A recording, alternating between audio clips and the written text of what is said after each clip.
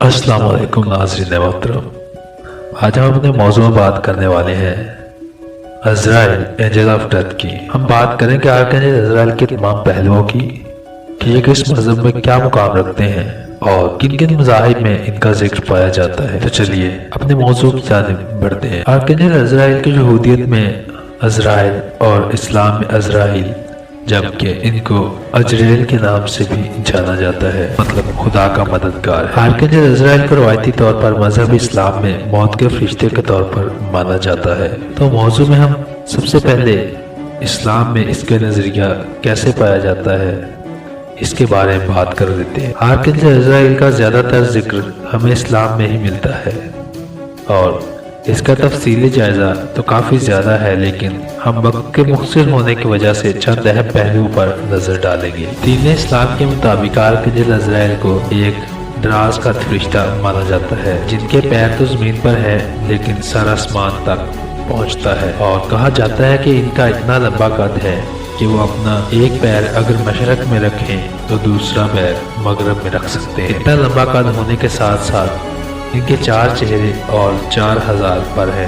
इनके पास एक बहुत बड़ी किताब है जिसमें वो इंसान के पैदा होते उसका नाम दर्ज करता है और इसके मर जाने के बाद उसे मिटा दिया जाता है।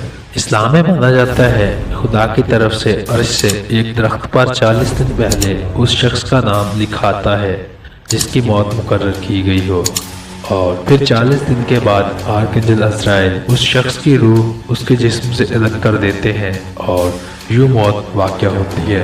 इस्लाम के मुताबिक हज़रत मूसा की मौत के लिए जब आर्कएंजल अज़राइल आए तो उन्होंने हज़रत मूसा की रूह निकालना चाहिए, लेकिन हज़रत मूसा ने आर्कएंजल अज़राइल को एक थप्पड़ रसीद कर दिया और उनकी आंख निकाल, और वो वापस खुदा के पास गए और खुदा को बताया कि आपका बंदा मूसा अभी मरना नहीं चाहता। खुदा ने अज़राइल की आंख वापस लगा दी और कहा कि मूसा से कहो कि गाय पर हाथ फेरे और जितने बाल उसके हाथ में आएंगे उतने साल ही उसकी उम्र बढ़ा दी जाएगी। अलबत्ता जब आर्कएंजल अज़राइल दोबारा हज़रत मूसा के पास आए तो उन्होंने सारी बात बताई। हज़रत मूसा ने कहा कि इतने साल की जिंदगी के बाद क्या होगा, तो आर्कएंजल अज़राइल ने कहा कि फिर भी मौत ही आनी है, लिहाजा हज़रत मूसा ने कहा कि मुझे अभी मौत दे दो, और इस तरह आर्कएंजल अज़राइल ने उनकी रूह जिस्म से अलग कर दी।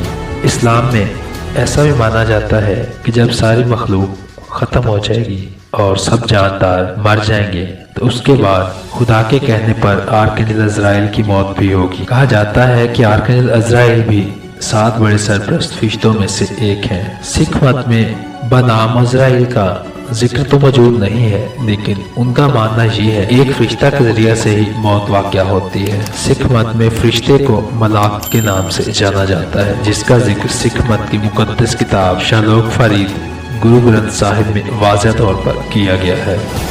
यहूदियत में किताब ज़ोहर के मुताबिक आर्कएंजल अज़राइल को एक खुशगवार तस्वीर में पेश किया जाता है। किताब ज़ोहर में अज़राइल वो फरिश्ता है जो आसमान पर पहुँचते हैं तो वफादार लोगों की दुआएं कबूल करते हैं और आसमानी फरिश्तों के लश्कर को भी हुक्म देते हैं। अगरचे ईसाईयत में आर्कएंजल अज़राइल का किसी मजहबी मतून में जिक्र तो नहीं मिलता, लेकिन कुछ लोगों का मानना है अज़राइल ही मौत का सबब बनते हैं और वही जिस्म से रूह को लाहिदा करते हैं। लेकिन अज़राइल की एपोक्रिफल बुक्स में न्यायनामा पीटर की किताब में मौजूदगी पाई जाती है। यहूदियत के चंद रवायत में आर्कएंजल अज़राइल को गिराए हुए फरिश्तों की फहरिस्त में भी शुमार किया जाता है। इनके तवानाई का रंग रोशनी की तरह हल्का पीला है। आर्ट में आर्कएंजल अज़राइल को तलवार या कांटे के साथ दिखाया जाता है जो इनके मौत के फरिश्ता होने की वजाहत करता है। इसी के साथ ही हमारा आज का मौजू इख्तिताम पजीर होता है। वीडियो अच्छी लगे तो इसे लाइक और शेयर जरूर करें। हमारे चैनल मिस्टीरियस हिस्ट्री को सब्सक्राइब कर लें ताकि आपको ऐसे ही दिलचस्प वीडियोस पर वक्त मिलती रहे। मुझे दीजिए इजाजत। अल्लाह निगहबान।